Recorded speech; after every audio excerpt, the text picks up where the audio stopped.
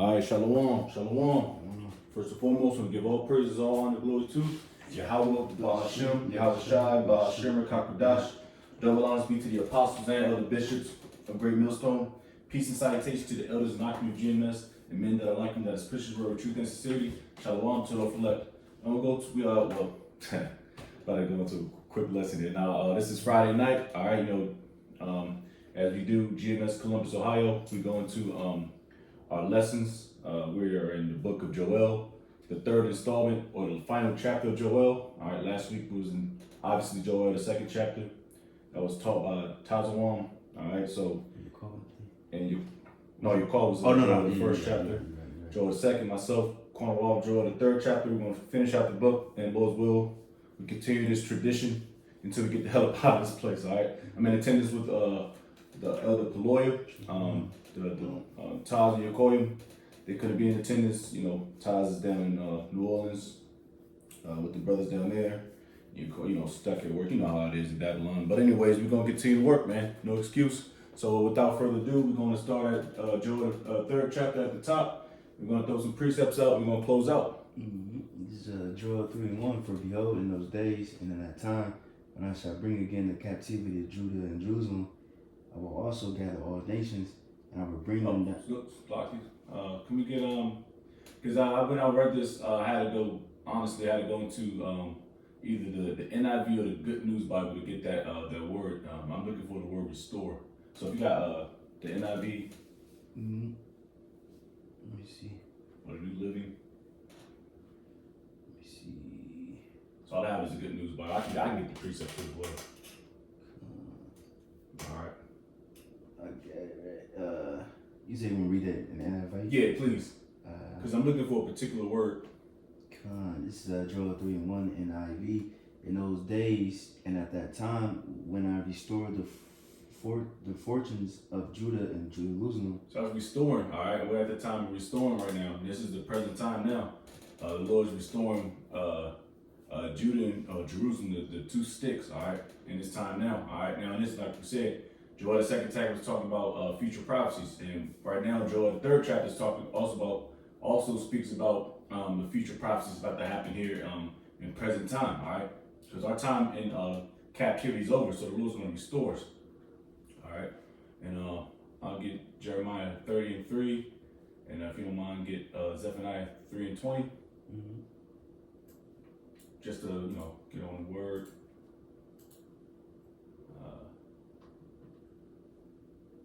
Which one you want first? Oh, you can go if you got it. Zephaniah 3:20 says, "At that time will I bring again."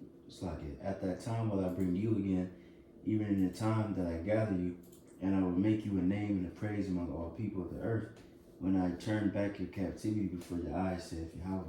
Just to back up Joel third chapter, all right, 3:1. All right, just to keep backing up. Once again, Jeremiah 30:3. For lo, the days come, saith the Lord Yahweh, I will bring again the captivity of my people Israel and Judah, saith the Lord Yahweh, and I will cause them to return to the land that I gave to their fathers, and they shall possess it. And that's talking about the land of Israel. And also talking about the whole land, because we're going to possess the whole world, all right, when we get up in power and rulership. But like I said, these things must come to pass. You continue on reading. You can go back to KJV. No, you go back to the KJV. It's Joel 3:2. I will also gather all nations, and I will bring them down to the valley of Jehoshaphat, and I will plead with them there for my people and for my heritage Israel, whom they have scattered among the nations and parted my land.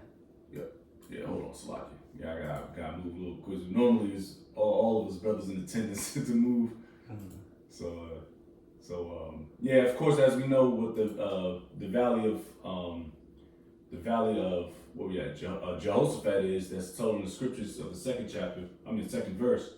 That's the valley of Yahweh Shaphat, all right, the Lord's judgment, all right, and where that's going to take place in, all right, I got the map right here. We're gonna have to bring the camera up, all right.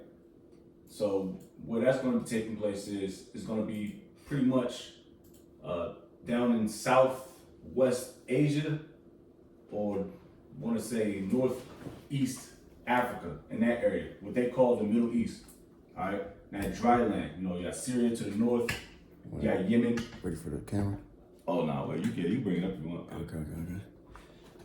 Yeah, so the Valley of Decision or Valley of Yehoshaphat, Lord's judgment is gonna take place right here. You see Baghdad, Iraq is modern day, what is Babylon, what you know as Babylon back in the day. You got Syria to the north, all right, Lebanon, and you got, of course, Jerusalem to the far west.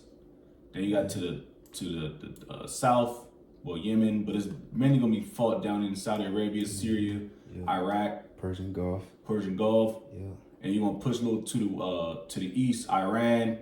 I don't really see per se, but this is the ball field. All right, you got the Red Sea to the west, the Gulf, the Arabian Sea south. This is pretty much our battlefield right here, man. All right, that's where the Lord's judgment gonna take place. All right, you can read that in the second, the 13th chapter. We always go into it, but that's pretty much it. Good. And I know you know the Euphrates rivers? It's like somewhere right here, right? Something like that. So I know that a lot of that's drying up. Yeah. Where we at? Euphrates, yeah, it's up here somewhere. No, I just typed the shit in. Yeah, can I?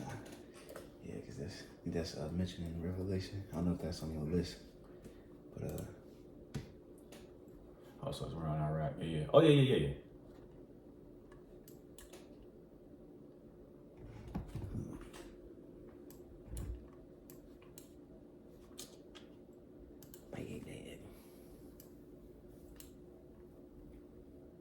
It's a water stream somewhere around this motherfucker. Hell yeah. But I am familiar with it. Yeah, you can't find it's all good. Yeah, because I gotta go back and down. Yeah, I find it. Cause I know it's like it's like goes through like 3 different countries or some shit, but yeah, kind of. That's a major spot right there. Your favorite rate. Yeah, that's around Iraq. Yeah, I just gotta. Yeah, I don't know what the fuck that shit is.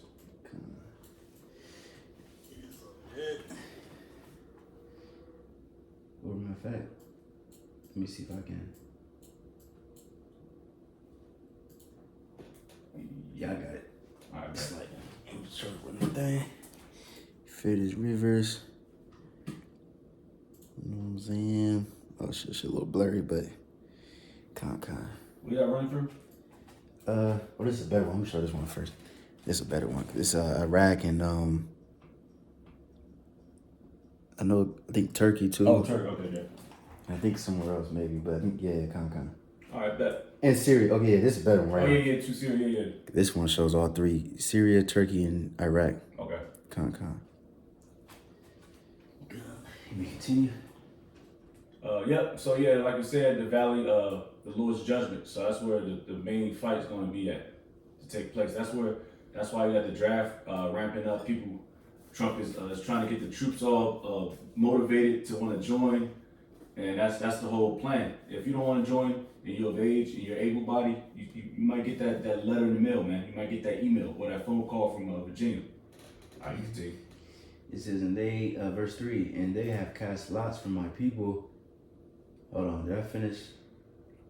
Yeah, I finished verse 2. All right, verse 3 says, and they have cast lots for my people, and have given a boy for a harlot, and sold a girl for wine, that they might drink. Yep, and that's the curses, man. We fall on the curses. You can read Deuteronomy 28th chapter. I did have some precepts queued up. Excuse me. I mean, pretty much that goes without saying. All right. These people they cast light. They sold us for sex slaves. But back in I know your area, they sold children for what, the rum? Mm-hmm. Yeah. So that's not common. We know that's common. We know about those things. All right. That's in the curses. Deuteronomy 28th chapter. All right. Right, and just real quick, I always like to make this point, because just show you that Northern Tribe went through the same situation. I think it's on my old phone. I didn't even try to look for it, but I had a picture. Matter of fact, I got it right here actually. Salaki. I remember I took this picture. What was it? 2019, old ass picture.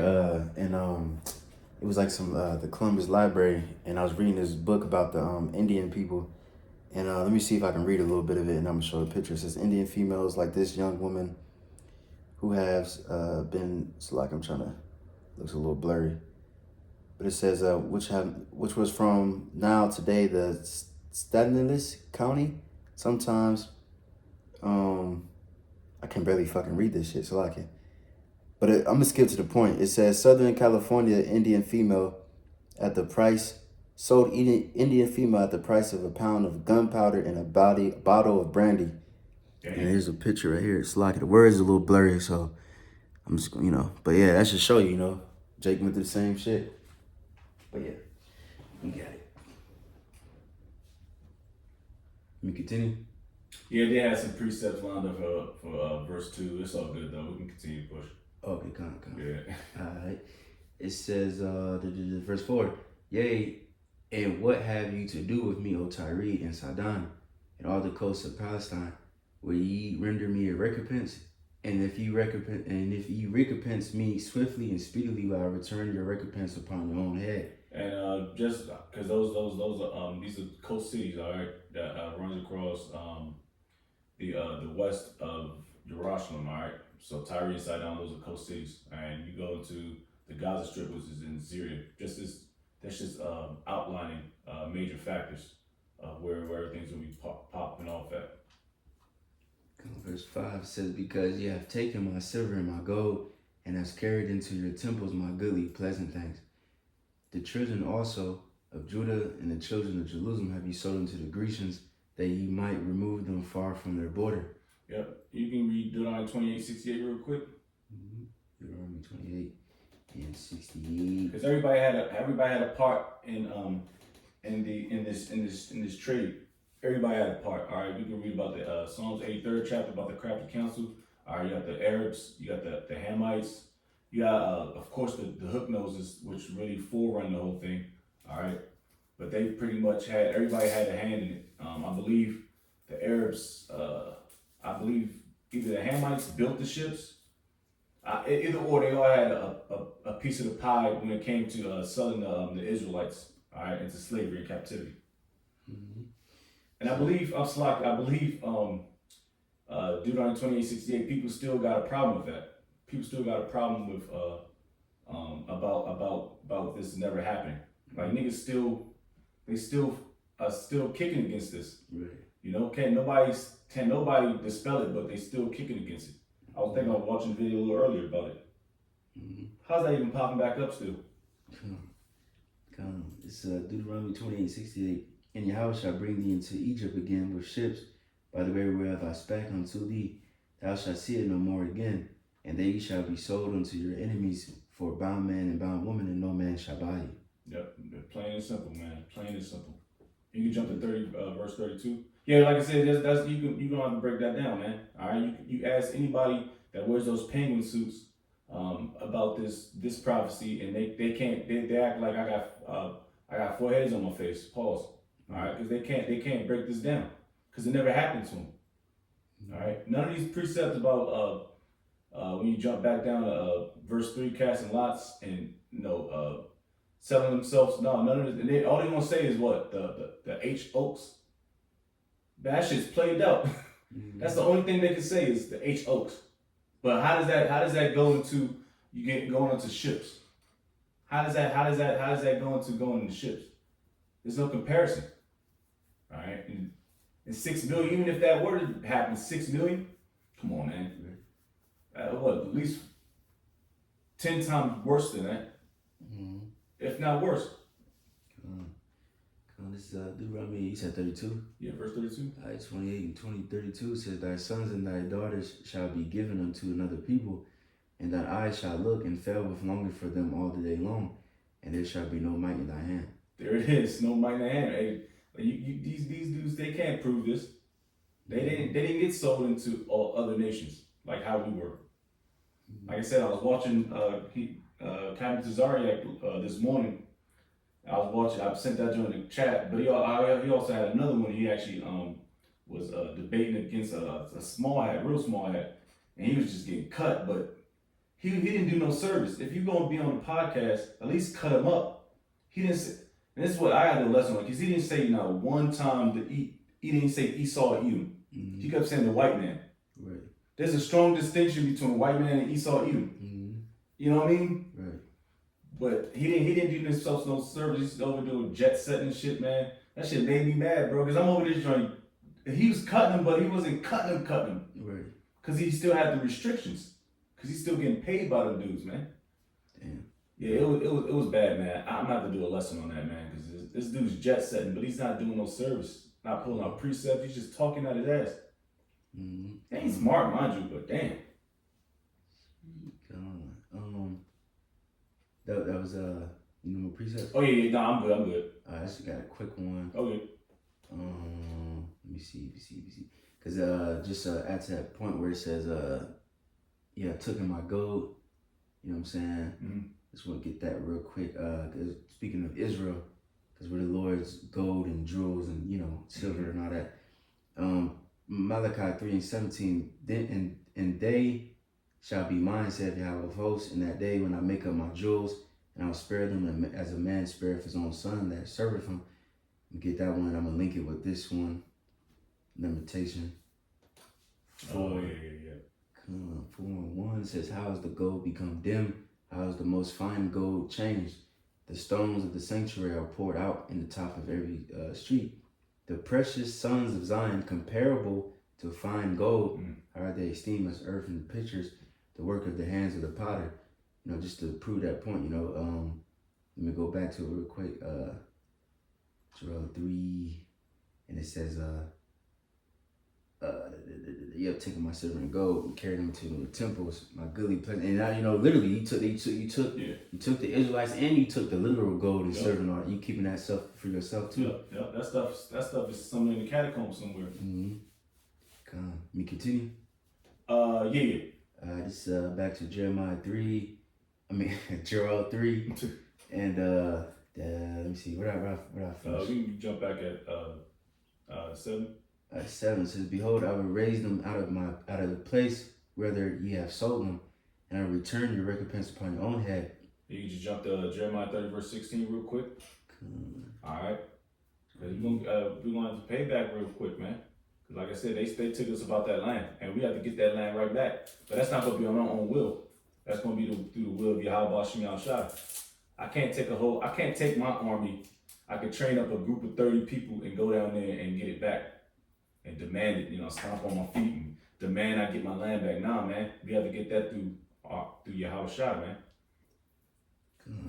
All right, it says Jeremiah 30:16. Therefore, all they that you said 16, right?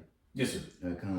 Therefore, all they that devour thee shall be devoured, and all that adversaries, every one of them, shall go into captivity, and they that spoil thee shall be a spoil, and all that prey upon thee will I give for a prey. All right, plain and simple. Whatever goes around comes around, man. All right, you can keep doing. All right, and Jeremiah or Joel? Joel. All right, Joel 3, verse 8. It says, and I will sell your sons and your daughters into the hand of the children of Judah, and they shall sell them to the Sabines, to a people far off, for Yahweh has spoken it. Proclaim ye this among the Gentiles, prepare war, wake up the mighty men. Let all the men of war draw near. Let them come up. Yeah. Back at verse 8. We already know we even gotta get it. Revelation 13:9 and 10. Exodus 21:16. If any man stealeth a man, should be put to death. So whatever goes around comes around. Even when you read the 7th verse, 7 and 8th verse, man. Whatever goes around comes around. Those are precepts for it. We ain't even gotta get them because you already know what precepts we're talking about. We used to read Revelation 13:9 and 10 every 2 days. That precept came about back in the day. Well, back in the day, you know what I mean? So it says proclaim, all right? Let's get the definition of the word proclaim.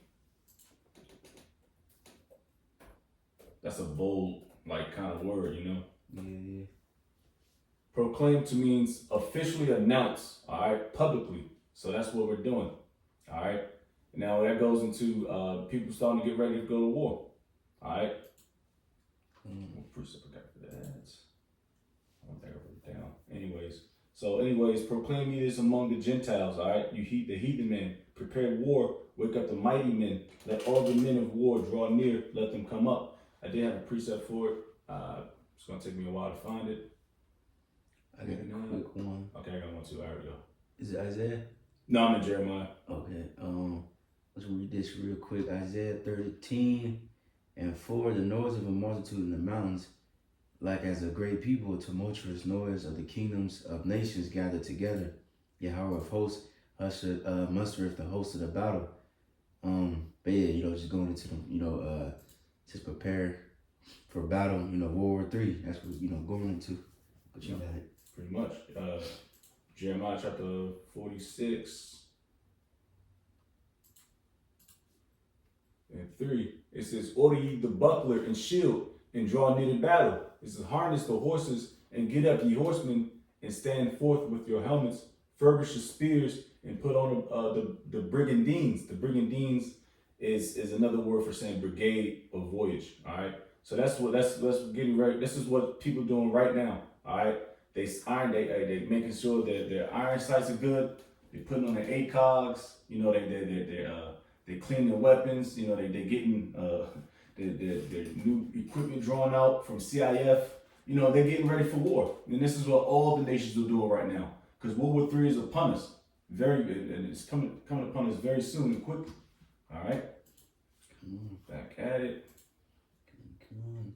It's Jeremiah 3:10. It says, "Beat your plowshares into swords and your pruning hooks into spears. Let the weak say, I am strong." That's the smaller nations talking about. They're getting busy too. They're getting ready too. Just because they're a smaller nation like what?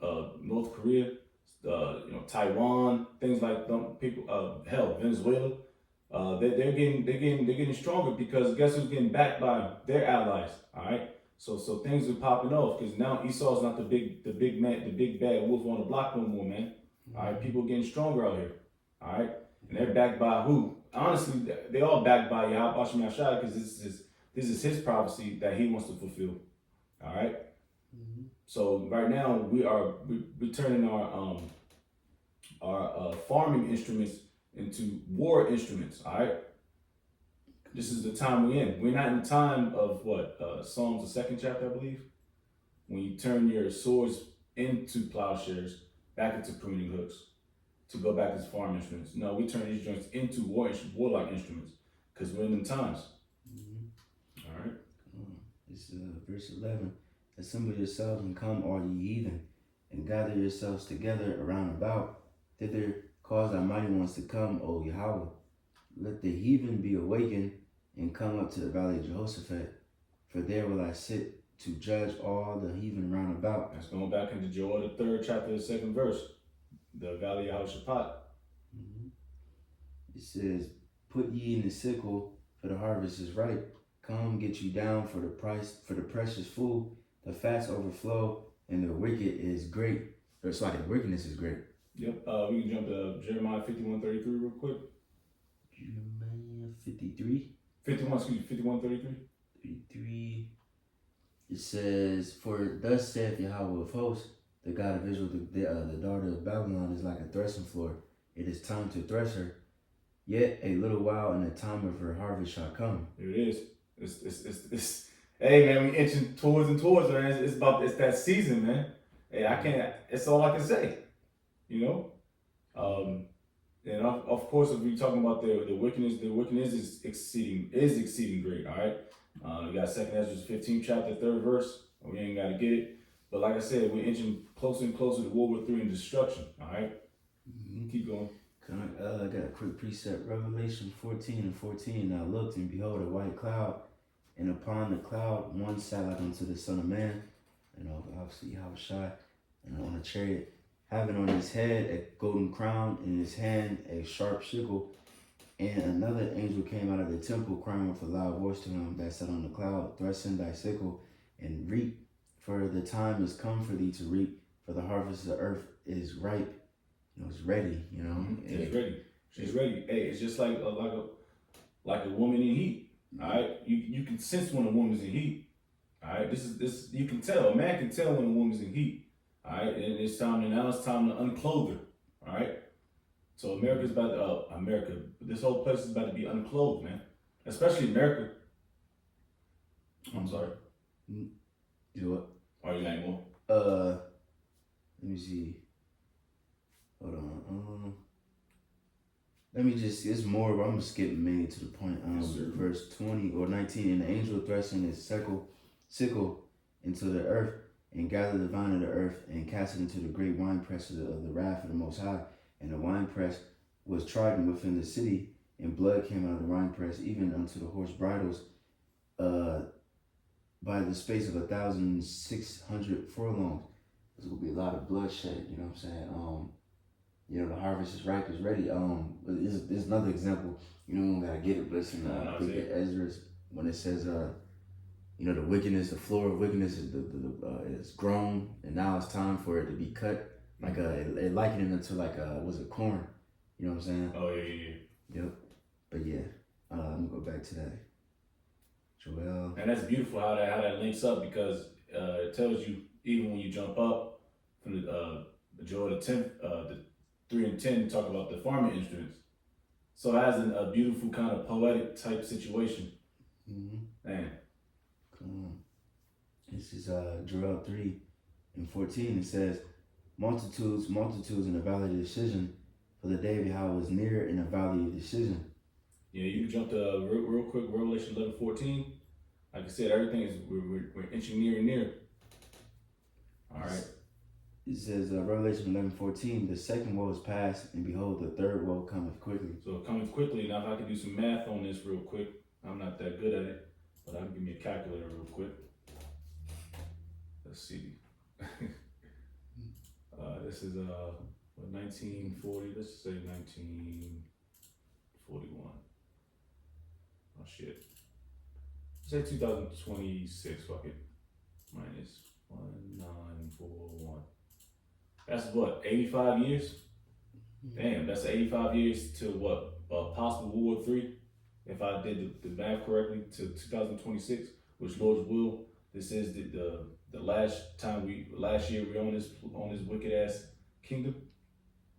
So yeah, it's coming quickly. From World War II to World War III is less than 100 years.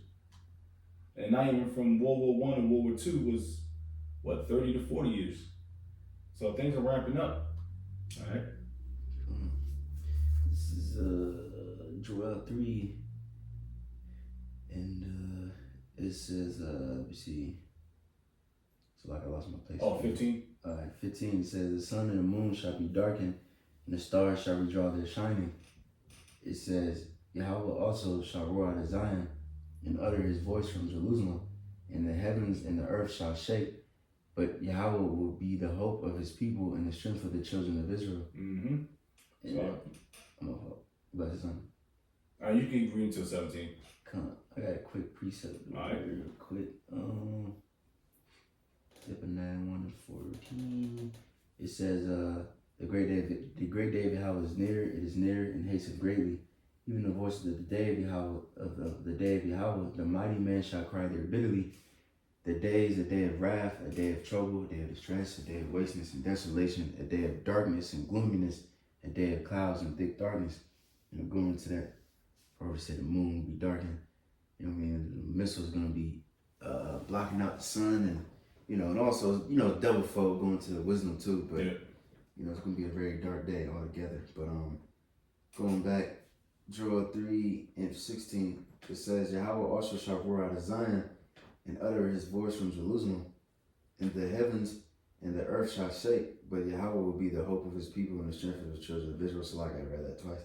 But so shall ye know that I am Yahweh your God, dwelling in Zion, my holy mountain. Then shall Jerusalem be holy, and there shall no strangers pass her anymore. Yep. So I did have a couple precepts. We can jump back. You already kind of made that point about the sun being covered. Yep, so I don't have to hit that precept. Of course, Isaiah 24 about the earth being moved like a drunkard to and fro. Psalm 61 and 3, and I'll read Isaiah 12 chapter. It's Psalm 61 and 3. It says, for that has been a shelter for me and a strong tower from the enemy. Yeah. That was pretty much yeah, exactly. Because the Lord's gonna he's gonna protect his elect in that day. All right. So like it's kind of throwing our groove off because we normally have the whole camp with us. So we kind of, but we doing what we gotta do. You know what I mean? There's no fucking excuses. All right. Hey, shit. Hey, the Lord sent his men out by twos. You know, that's all you need. You know what I mean? Hey, you just gotta adjust, man. Come on. Sometimes you gotta throw in that audible. Come on. But yeah, Psalm 61:3 is plain. You even gotta break that down. I'm gonna get Isaiah 12 chapter. I honestly want to read the whole. It's only like 6 verses, which is kind of odd in Isaiah. It's almost kind of read like a Psalms to be honest with you. So I'm gonna read this real quick. Isaiah 12 at the top. And this going into Joel 3:15-17. It says, "And in that day thou shalt say, O Lord, I will praise thee. Thou wast angry with me, thine anger was turned away, and thou comfortest me. Behold, the Most High is my salvation. I will trust and not be afraid, for the Lord," it says Jehovah, Yahweh is my strength and my song. He also is become my salvation. Therefore with joy shall ye draw water out of the wells of salvation. And in that day shall ye say, Praise the Lord Yahweh, call upon his name, declare his doings among the people, make mention that his name is exalted. Whew. Sing unto the Lord, for he hath done excellent things. This is known in all the earth. It says, Cry out and shout, thou inhabited Zion, for great is the Holy One of Israel in the midst of thee. So we have to exalt Yahweh Shem Shah. When he does things like get us out the land of Egypt, out of captivity, when he parted the sea, and he closed that motherfucker up on those heathen, he got us up out of there. Of course, when the Passover, when the Lord passed over us, or the chariot, or Yahweh Shai passed over us and started tearing up the heathen, man, we have to exalt Yahweh Shem Shah and things like that, man. And guess what's how great it's gonna be now that the return of Yahweh Shai when he starts tearing this place up again, because this is our worst captivity ever, man. All right, even in the time during the time of the Roman Empire, we still knew who we were.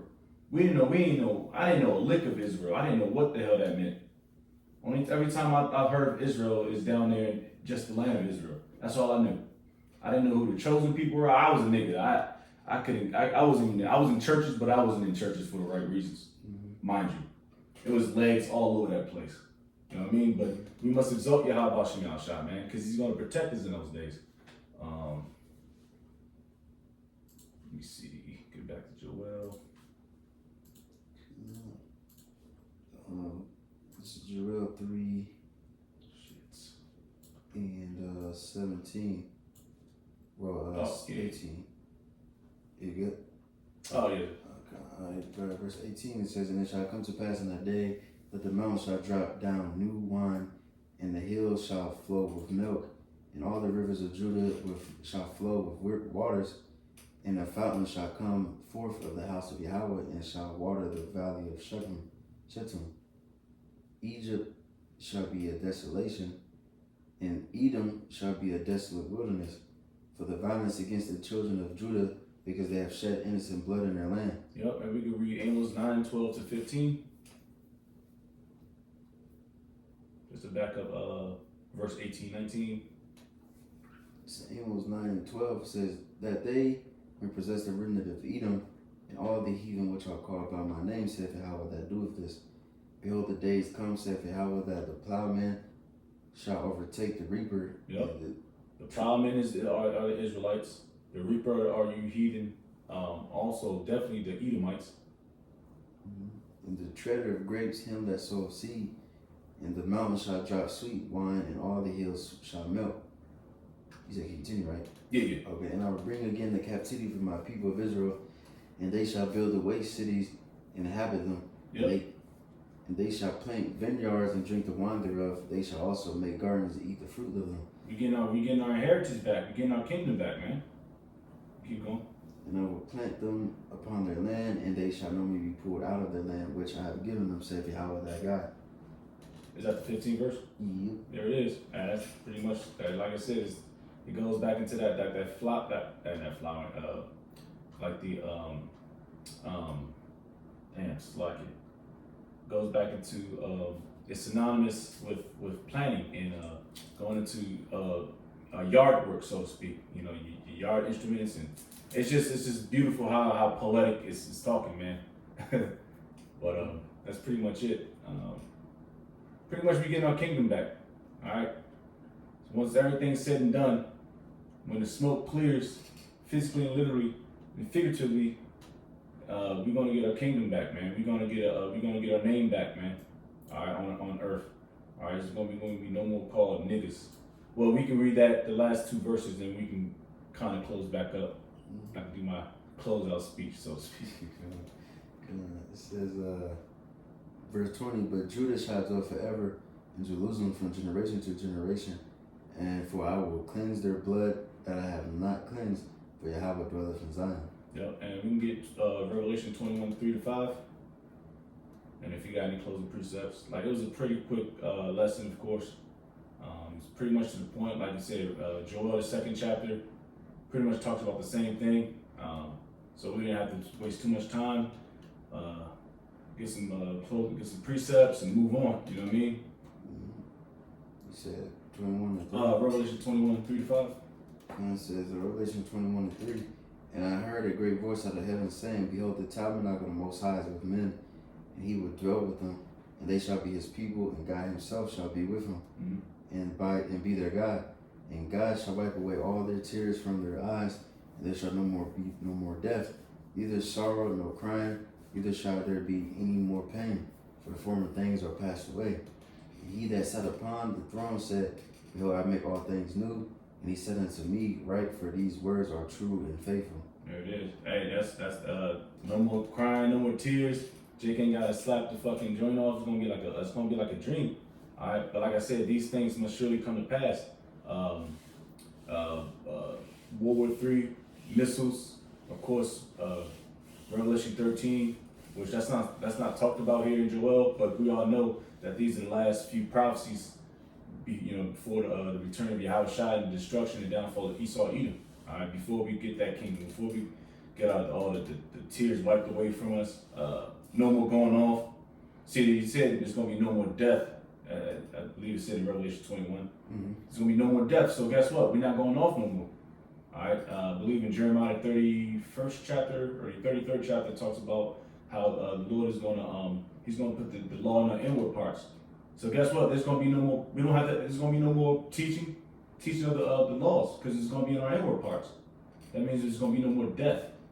So those are the times that we're looking forward to.